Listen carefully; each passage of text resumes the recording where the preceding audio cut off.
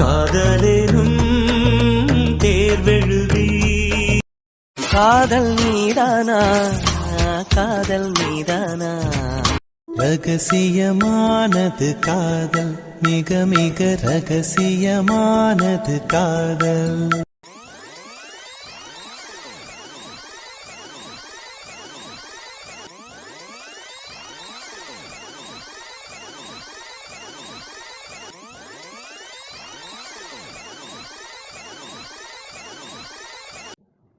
வினோத், எவ்வளவு நேரம் தான் வெயிட் பண்றது?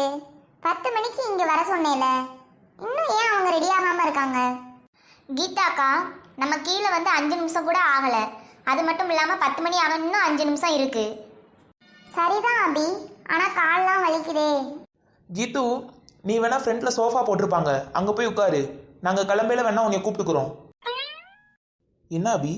அவங்களுக்கு கால் வலிச்சா அவங்களுக்கு போய் உட்கார தெரியும். சரி இரு வினோத், நான் அனு சிஸ்டர் ரெடி ஆயிட்டாங்களான்னு பார்த்துட்டு வந்துடுறேன். ரெடி ஆகிட்டா இங்க வர வேண்டியது தானே? இவங்களை கூப்பிட போறதுக்கு ஒரு ஆள் வேணுமா?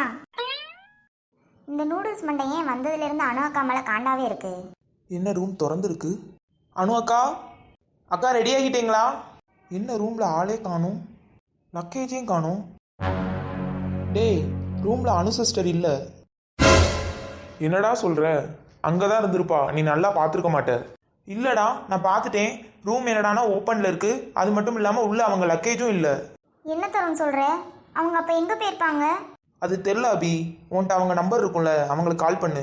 என்கிட்ட அனு அக்கா நம்பர் இல்லடா. எப்பயும் நான் மகாக்காட்ட தான் எதுனாலும் சொல்லுவேன், அவங்க தான் இவங்கிட்ட சொல்லுவாங்க. சுத்தம், நான் சொல்லல. இவ ரொம்ப திமிரு பிடிச்சவடா. எங்கேயாவது போறதா இருந்தா சொல்லிட்டு போலாம்ல நம்மகிட்ட. டேய் பொறுமையா இரு. அவங்ககிட்ட நம்ம ஃபோன் நம்பர் யார் இதுவும் இல்லை, நம்மகிட்டையும் அவங்க நம்பர் இல்லை. அப்புறம் எப்படி நம்மளை காண்டாக்ட் பண்ணுவாங்க? நம்ம ரூம் நம்பரையும் அவங்ககிட்ட சொல்லலை. சொல்லியிருந்தாலாவது வந்திருப்பாங்க. சரி இருங்க, நான் ரிசப்ஷனில் போய் கேட்டு வரேன். விடு தருண், அதான் அவங்களுக்கே நம்ம கூட வர பிடிக்கல, அதான் சொல்லாம கொள்ளாம எங்கேயோ போயிட்டாங்க. ஆமாம், வாங்க கிளம்புவோம். லேட்டாக வேற ஆகுது.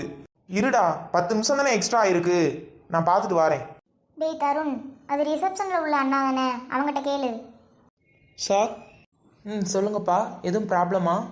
ஆமாம் சார், கீழே நாங்கள் ஒரு ரூம் புக் பண்ணியிருந்தோம், ரூம் நம்பர் 1204. அந்த ரூமில் உள்ளவங்களே இப்போ காணும். ரூமும் ஓப்பனில் இருக்குது. ஒரு பொண்ணு மட்டும் இருந்தாங்களே, அந்த ரூம் தானே சார்? ஆமாம் சார்.